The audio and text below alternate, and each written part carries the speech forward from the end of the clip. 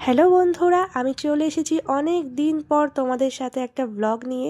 5th December ছিল আমার স্কুলের বান্ধবী দেবপ্রিয়ার বিয়ে।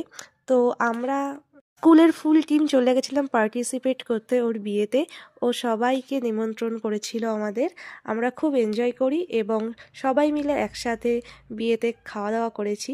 তো দেখো, সেই রিভিউটা আমি তোমাদের সাথে আজকে শেয়ার করছি। প্রথমেই দিয়েছে পাতি লেবু এবং চিকেন স্যাটে খেতে খেতে আমরা সব বান্ধবীরা ছোটবেলার যে মজার মজার স্মৃতি সেগুলো গল্প করছিলাম আর বলছিলাম যে সবারই তো প্রায় বিয়ে হয়ে গেল, কার এর পরে আছে।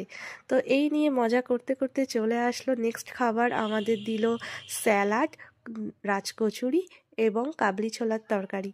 এটা খুবই ভালো হয়েছিল খেতে।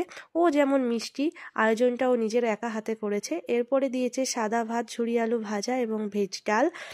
তো এটা ছিল আমার একটা 11-12-এ পড়া একটা বান্ধবী। তো ওর সাথেও আমার অনেক দিনের পরিচয়। এরপরে দিয়েছে ভেটকি পাতুরি।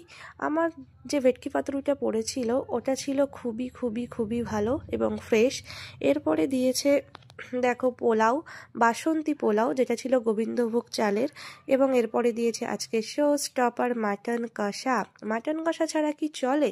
তো অনেক বান্ধবী আমার চিকেন খেতে পছন্দ করে, তারা চিকেন নিয়েছে, কিন্তু আমি মাটন প্রেফার করি। তোমরা কে কে মাটন খাও দেখো, সবাই কমেন্ট করে জানিও। সবাই মিলে আড্ডা করতে করতে খাচ্ছিলাম। এবং এরপরে দিয়ে গেছে চাটনিটা ছিল আমের। তো তারপরে দিয়ে গেল সন্দেশ এবং রসমালাই, এবং লাস্টে হাত ধোয়ার জন্য দিচ্ছে গরম জল। তো দেখো, এই ছিল আমাদের ফুল টিম আজকের। সেই ছোট্টবেলার মিষ্টি ব্রাইডকে কেমন লাগছে সবাই